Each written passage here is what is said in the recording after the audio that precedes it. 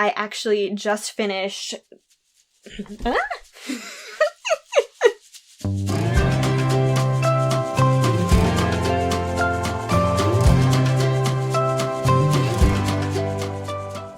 Hello, lovely people of the internet. Long time no see! Welcome to episode 11 of the NovelTea Knitting Podcast. I am your host, Emma, here to talk to you about all things knitting, crafty, basically anything cozy that takes my fancy. I'd like to give an extra warm welcome to new viewers. This podcast comes to you in several different parts. The first part is always going to be finished objects, whether that's knitting or crochet. Then we move on to works in progress. Again, knitting or crochet. Once we cover all of that yarny goodness, I might move on to other crafts depending on what I have accomplished in the last 2 weeks or, maybe 6 weeks. I think that's how long it's been. Maybe it's just been 5 weeks since my last episode, but it has been quite a long time. Anyway, to returning viewers, thank you so much for coming back, even after this crazy long hiatus for me. But now that we are here again, I have so much to share with you guys. So, grab a cup of tea. I have Earl Grey tea today because even though it is unbearably hot, because that's just what happens in August, I have gone for hot tea and not iced tea. That is mostly because I am determined to make it feel like fall. I'm ready for it to be fall. I want it to be fall. You know what? These 80 and 90 degrees, I'm just not okay with it. So I have been doing whatever I can. I have been burning fall scented candles and drinking hot tea in order to make it feel just a little bit more like the cool weather has come upon us. Fortunately, I do have air conditioning. Otherwise, there is absolutely nothing that I could do to make it feel like fall. But yes, I've got my hot Earl Grey Twinings, of course. That is my go-to brand. And, grab your cup of tea and let's get started. As ever, we are starting with our finished objects, and I have so many of these for you guys, which I guess makes sense. It has been, several weeks. I would hope that I would have been able to finish things, but I have quite a few, so let's get started. First up, I have my beautiful socks, and I could not be happier with them. As ever, they are just like a really basic vanilla sock. I did a contrasting color for the heel and the toe. I am very pleased with how that looks. I have two main colors that I use for heels and toes, and they are both in the same base as the Felici. It's the Knit Picks Stroll. I just have the gray and the black. I bought those a while back because I got really frustrated with never having a decent color to use as a contrasting heel. It always felt like the colors that I had as options were just not quite the right red or not quite the right green or whatever. And so I just went with a couple of really neutral colors with gray and black, and they have worked really well for me. I highly recommend grabbing just a couple of skeins of neutrally colored Stroll. They're just 50-gram skeins. They work wonderfully for heels, toes, and cuffs. But I will not be ordering from Knit Picks for quite a while. I say that, and yet I always end up ordering from Knit Picks. Knit Picks is one of my greatest weaknesses when it comes to yarn.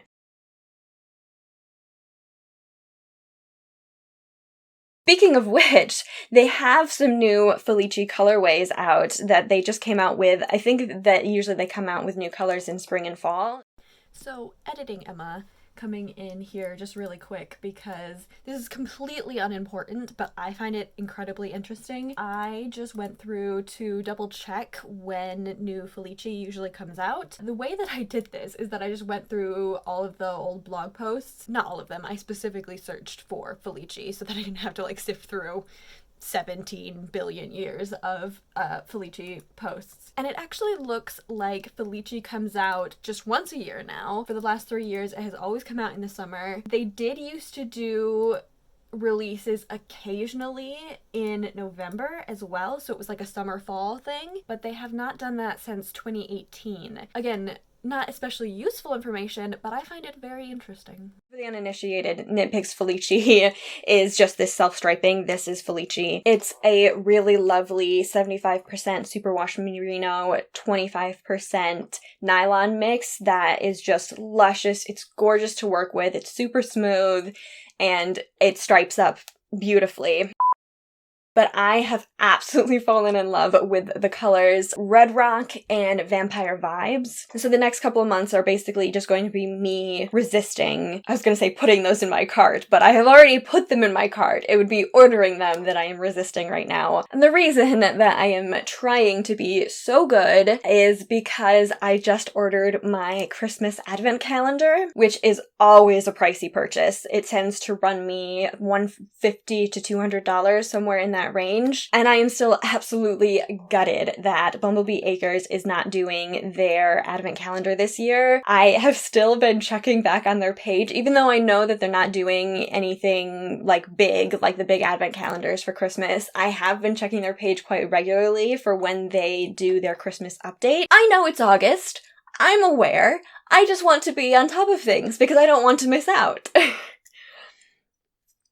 And when I emailed to see whether or not they were planning on doing their Christmas advent calendars this year, they were planning on having some kind of mini skein special to do with Christmas, or they were going to be bundling yarns together or something to do with Christmas. So I am very much on the lookout for that. But what I was actually going to say, because I have tangented on my tangents now, is that I ordered my advent calendar. I ended up ordering one from Polka Dot Creek, which is a Canadian dyer. I've never ordered from her before, but most of the places that I order from, they don't do advent calendars, so I just kind of based it on the other yarn that was in her shop. I looked through all the pictures of what she already stocked. I looked at what her theme was going to be for the year, and I decided that I liked what she already stocked enough that I was willing to make a little bit of a gamble on the advent calendar, because that is the thing with an advent calendar. You really have to like the dyer's aesthetic because it's going to run in that vein 100%. For example, one year I bought a Homespun House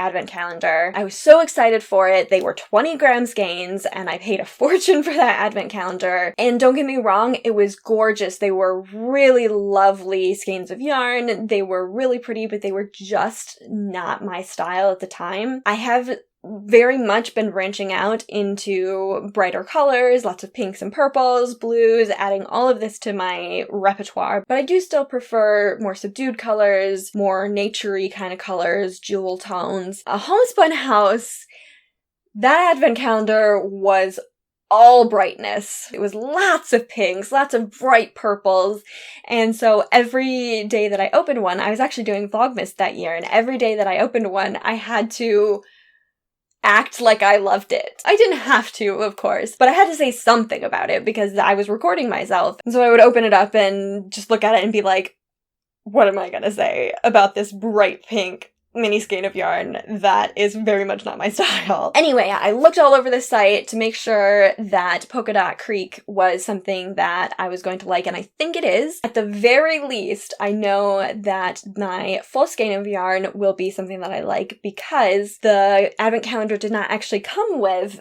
a full skein of yarn. The Polka Dot Creek advent calendar is going to be 25 skeins, and then I really love getting that one big skein on Christmas Day. So I had my husband pick out something from her shop, something that he thought that I would really love, so that I can still have the surprise on Christmas Day, and I still get to open my one big skein of yarn. Anyway, that was all that I had to say about these socks. I did get a lot of compliments on them while I was knitting them. The purples in this just seem to really appeal to people. I really enjoyed knitting them, but most of that discussion was tangent, so let's move on. I finished my husband's winter hat that I knit him because I was very bad and I accidentally felted his other winter hat. I used the Sockhead hat pattern, but I just made it this very short length with quite a big brim because my husband likes to wear his hat very close to the crown of his head, and I used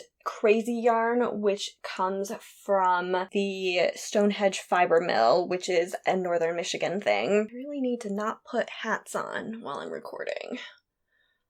Not a whole lot to say about this one. My husband has tried it on and he likes it. This is going to be one of his few hats that I don't steal because I do not like things close to my crown. I like quite a loose back to my hat, especially since I cut my hair because it helps keep things just a little bit less matted down when I do have to wear a hat. Not to mention that one of my other finished objects is a winter hat for myself. That is a great look.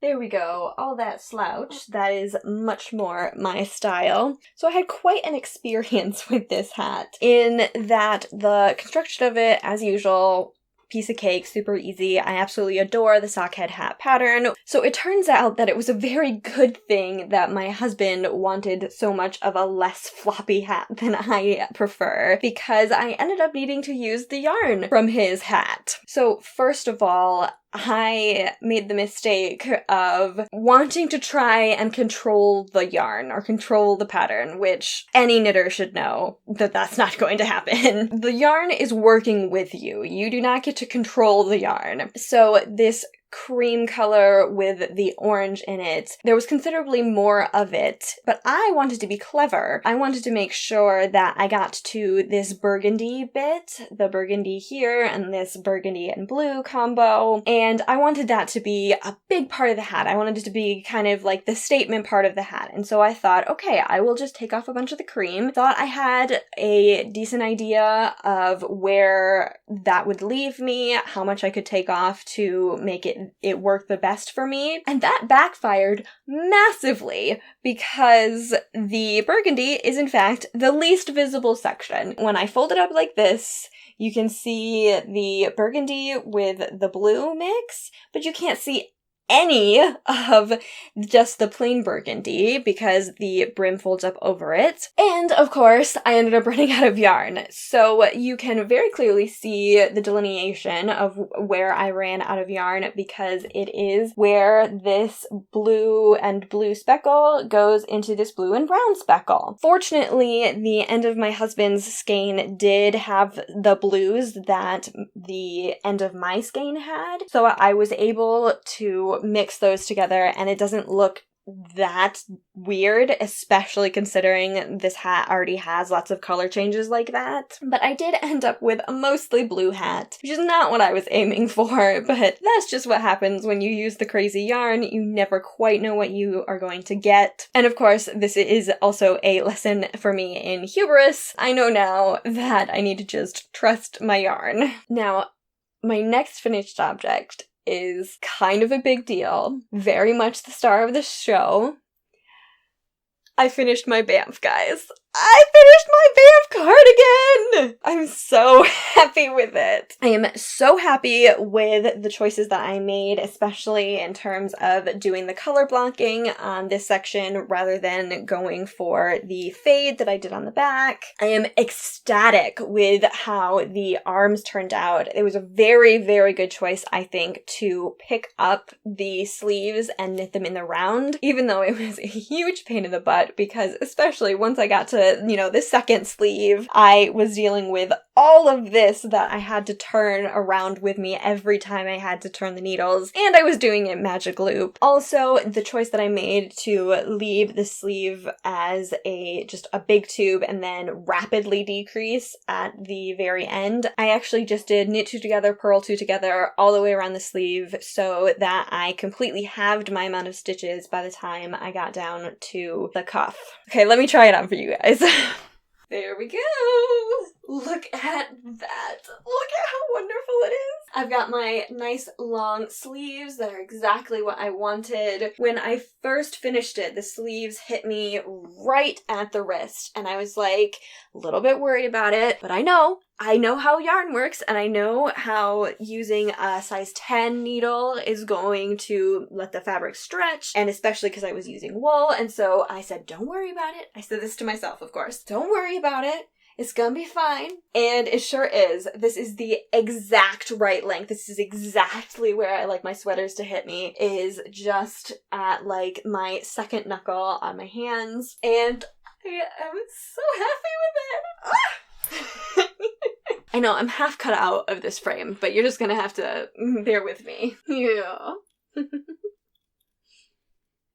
I did end up vastly preferring, in terms of the way that it looks, I vastly prefer the color blocking that I did on the front panels and on the sleeves to the fade that I did on the back panel. Can I help you? She's excited because I'm excited. But as with all choices when it comes to knitting, it was a good experiment. I know now that not only do I not really care for the look of the fade, but also that I really, really don't like doing it.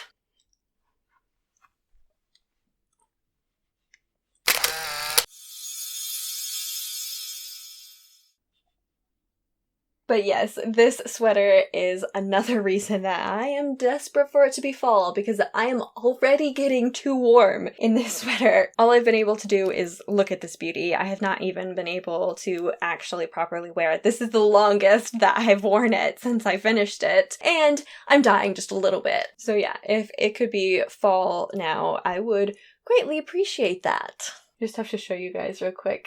Elena has settled down very nicely. She's being such a good girl.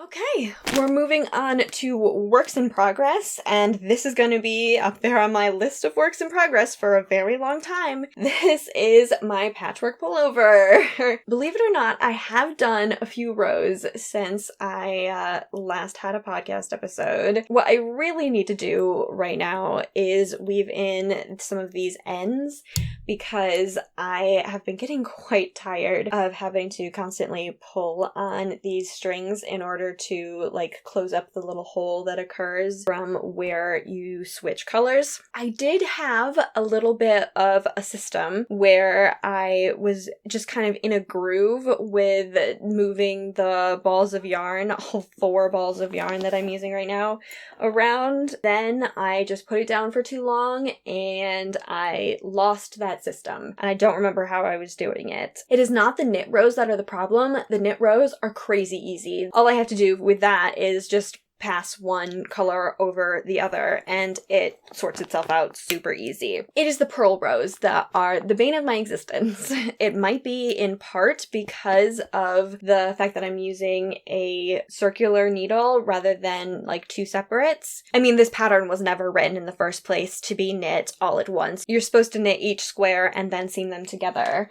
But as I can use this for an example, this is what my seams look like on my Banff cardigan. It's not too bad. It's definitely better than I expected considering how wonky my edges were, but it is just a little bit too chunky for me to want to risk that chunkiness against my body. As returning viewers will know, I am extremely sensitive when it comes to touch. It's a thing for me with my anxiety. I have an anxiety disorder. I have it mostly under control. There are just a few aspects of it, touch being one of the main ones, that no amount of medication is going to cure me of. That is just a matter of adjusting my environment. It's why I wear very loose-fitting clothes. Anyway, if you're a returning viewer, you've heard all of this already. That many seams is not something that I am willing to deal with, so I've really just made it considerably more difficult for myself, probably, but it will be worth it because it will be gorgeous, and I am really a little bit obsessed with patchwork. Like patchwork skirts that are like fabric skirts, not knitted skirts, but patchwork skirts, patchwork jackets, that sort of thing. I'm super into all of that, so I'm excited to have something like that to add to my own wardrobe. Next for my works in progress, that's right folks, I have brought the Schnee out of hibernation. The barest of technicalities is the only way that I get to say that I have cast this on. It is cast on, but not even in entirety. I haven't counted up these stitches. I'm positive that it's not enough. I still need to finish casting on. It was late one night when I was casting this on. I had actually... This sweater, it is just turning out to be like the bane of my existence. It's insisting on being difficult. I cast this on last week. While I was watching TV, I did the entire short row shaping, or nearly the entire, all but like one row of the short row shaping. And then I got to the very end and I realized that I had made a mistake in where I had placed my markers. I cast on for the medium size, but I had placed my markers for the extra small size, and so my short row shaping was completely off. I had to just take the whole thing out. There was no fixing it. That is, of course, what I get for casting on while watching subbed anime. There is no way that I can pay close enough attention to my casting on when I am having to read subtitles on the TV. Basically, the way that I was doing it is I was watching anime on Hulu, and anytime there was an ad break is when I would read the instructions or focus on what I was actually doing. So I would go long stretches where I would knit to a certain point and be like, I'm not quite sure where I'm going now. So I would just set it down and I would watch my anime, and then as soon as the ad break started, I would look at it and be like, okay, I have a minute and 30 seconds. Let's figure this out. But yeah, do not recommend. Don't watch anything where you have to read subtitles while you're casting on a project. I did figure out, based on my gauge swatch, so I swatched for a size US 9 and a size US 8 needle, and I ended up going with the 9. This pattern calls, I think, for a 5 or a 6, so I am going way off pattern with this. But based on my gauge on this pattern and the size that I technically want, I should probably have cast on either a small or an extra small, just because my fabric is going to be that much bigger. But I decided to go with the medium because I just wanted to make absolutely sure that it was big enough to suit me. I will wear something if it is too big. I will not wear something if it is too small. So it's better for it to be way too big than to be too small, even incrementally too small. Next up, we've got the very standard self-striping sock. It's basically the law at this point that I have to have a vanilla sock cast on at all times. I am still working on the ribbing. I have actually been hesitant to pick this one up because I have decided that I want to redo the pattern for my falling rain socks. I know, I put so much work into those, and it's not that I don't like that pattern, it's just that it doesn't quite fit the vision that I wanted, and I think I can do better. And the reason that I have then been hesitant to work with this is because I am trying to decide if I want to use this yarn or a different yarn from my stash for the next iteration of the falling rain socks, and I just haven't quite decided yet. The next thing that I have to show you, I have been working on for the last few days. It has taken me 3 days to finish up with this. Finish up,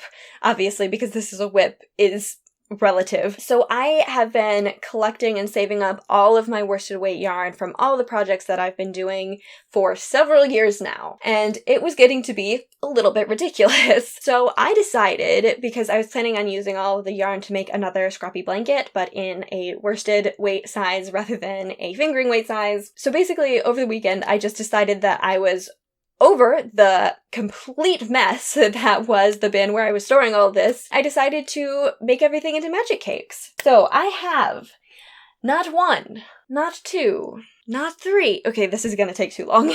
I have 9 magic cakes for my future blanket.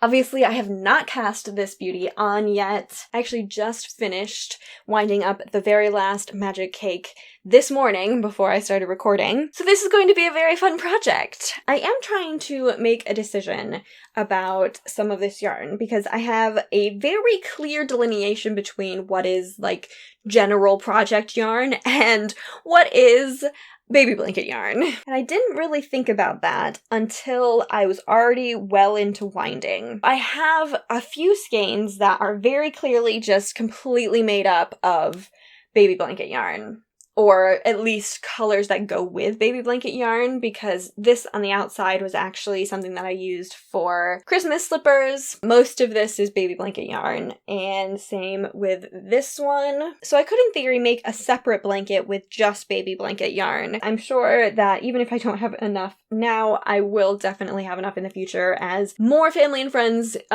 begin to have children. The problem is that I didn't really think about the fact that I could possibly do 2 separate blankets until I had already wound a good deal of it. With this skein, there's lots of pinks and purples wrapped inside like grays and burgundies and creams, so I just don't quite know what to do with that. I might end up deconstructing some of these magic skeins and reconstructing them to better facilitate making 2 separate blankets, or I might end up deciding just to put all the baby blanket yarn straight on into my regular blanket. As you can see with some of these skeins, I really put my winder through its paces. This is the absolute maximum size that I could have done on any of these balls because it was starting to hit the little bit of metal that holds the yarn. That was when I knew that I needed to stop winding any of these particular balls, was when it started bumping into that metal piece. Now, last but certainly not least, I have cast on another Banff, guys. I loved knitting the other one so much, even with the color changes and having to weave in tons of ends and doing the fade. I loved it so much that I decided to cast on the second one straight away, and I ordered this yarn specifically to do that. This is Knit Picks Brava Just Peachy. It is an acrylic yarn, which the pattern calls for acrylic yarn in the first place, so I decided that I was going to knit it exactly as the pattern calls for until I get to the sleeves, of course. So I am in fact using my size US 11 needle, which is a chonker. It is 8 millimeters, and I have just been picking this up every now and then. I keep it here in the studio so that whenever I just have an extra minute or two, I grab it and I do a row or 2 rows. Because I've already knit this pattern, it's just going to be real slow going. I am not going to worry about getting this done in any kind of timely manner or anything. I'm just going to really enjoy the process. And I'm especially going to enjoy not having to weave in so many ends, not having to worry about switching colors, and just going back and forth in seed stitch for miles and miles. This one is seed stitch and my Schnee is in moss stitch, so I am doing a lot of knit one, purl one right now. For a bit of a break from my knit one, purl ones and my straight stockinette, I have taken up cross stitch. I finally did it. I finally actually put needle to canvas, needle to fabric, and I finished my first cross stitch. I absolutely fell in love with this one a couple years ago, actually. This is CuTea, which suits my channel, I think, very well, my NovelTea Knitting Podcast. I am absolutely in love. I love cross stitch. I have just found this so fun and so rewarding. I think this was a very good first project to choose because it's quite small. I was able to finish this within 3 days. Having that kind of turnaround as a knitter, this is basically my vacation from knitting anytime I'm feeling a bit worn out from that. This was also a good first project because it is so blocky.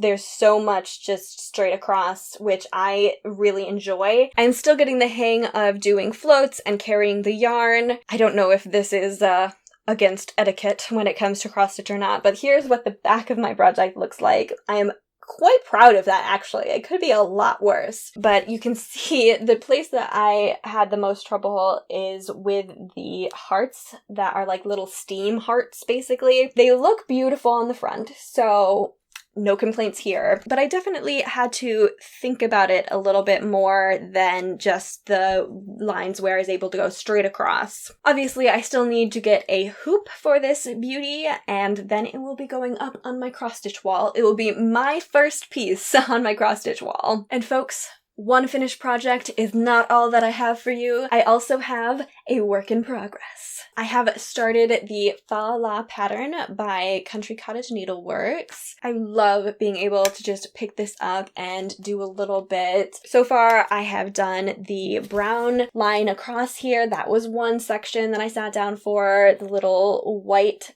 parts of this candy cane striping. That was one sit down, the red was another sit down, and then the snowflakes were another sit down. Again, the snowflakes are where I'm kind of having the most trouble with stuff like that, just because of all of the floats on the back and trying to figure out where to go from one place to another. I will not cut my thread any sooner than I absolutely have to, so I have a tendency to just kind of carry the thread probably farther than I'm supposed to, but fight me.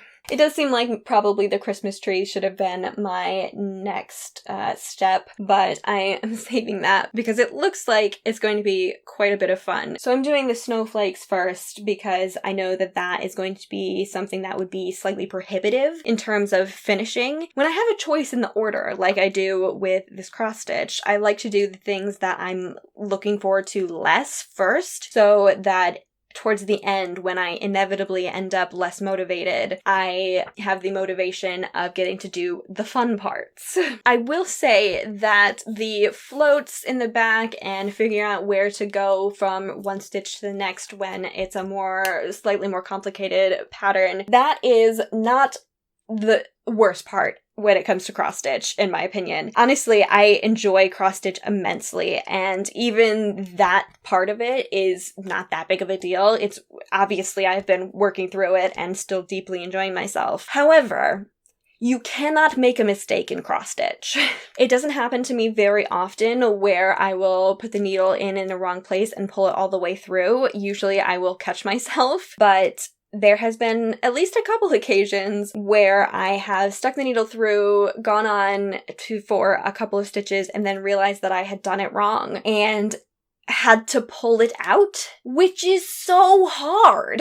I thought it was bad in knitting when you had to either tink back or pull your needles out and start pulling the yarn back and then pick up all those stitches again. But at least you don't have to nitpick your way back through whatever bits that you have messed up. I have so far caught them practically right away, so it's never been anything big. And if I have just stuck the needle into the hole once, again, that's not a problem. It's when I have stuck the needle into it like 2 or 3 times. In that case, a lot of times I will have accidentally pulled some of the thread through some of the other thread that is already in that hole, so I am trying to very meticulously put it back through that stitch so that I don't get it stuck or twisted or anything, and that's proving to be just a little bit tedious. I suppose the obvious fix there is not to make mistakes, but that is just not going to happen. But overall, I would not at all say that has been taking away from my enjoyment of this craft. I